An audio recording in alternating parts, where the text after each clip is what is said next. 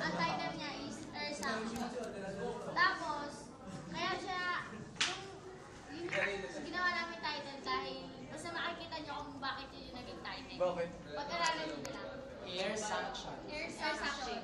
Ano, about sa napag-aralan natin ng first grade, yung kay Galileo Galilei na law, na nag-prove siya ng isang bagay na sa pagka ang isang lugar na wala ng air, lahat ng bagay babagsak ng sabay, pati ang hangin.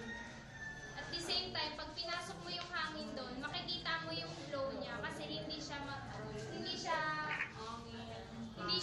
magano. Pero hindi yung literal na hangin na kailangan carbonated. Kasi pag once na hangin ang pinasok mo doon, para na rin nagkaroon ng wala nang ulog na nangyayari. May hangin na sa loob, wala na.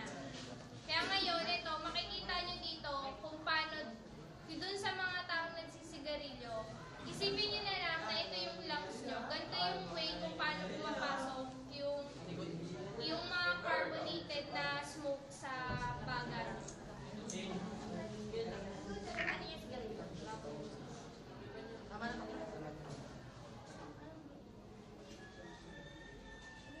Look what happens.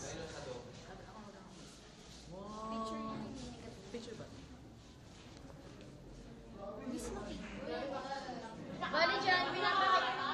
Bali dyan, pinapakita na yung yung usok na pumapasok sa lungs natin once na nag-smoke. Bali ngayon, imagine nyo kung anong chemicals yung pumapasok sa katawan nyo. Kaya masasabi na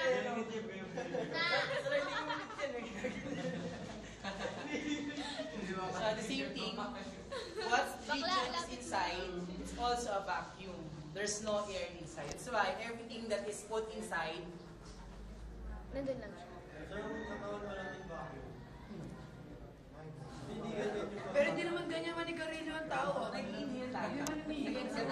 Once na magkaroon ng oxygen yung loob niya, lalabas na yung usok. Ngayon, nakikita niyo, di ba, naipon na yung smoke dito. Isipin niyo na lang na ito yung lungs nyo, it can cause a cancer na pwedeng makasira sa buhay nyo at pwede nyong ikamatay. Kasi once na yung usok, naipon na sa loob, wala yung paglalabasan kasi nasa loob na siya ng baga nyo. Kaya magiging cause siya ng cancer. Kaya sa mga nagsisigarilyo, mag-isipan nyo. Magbago na kayo. Hindi, papel lang. Papel pa lang to, ah. Yan. air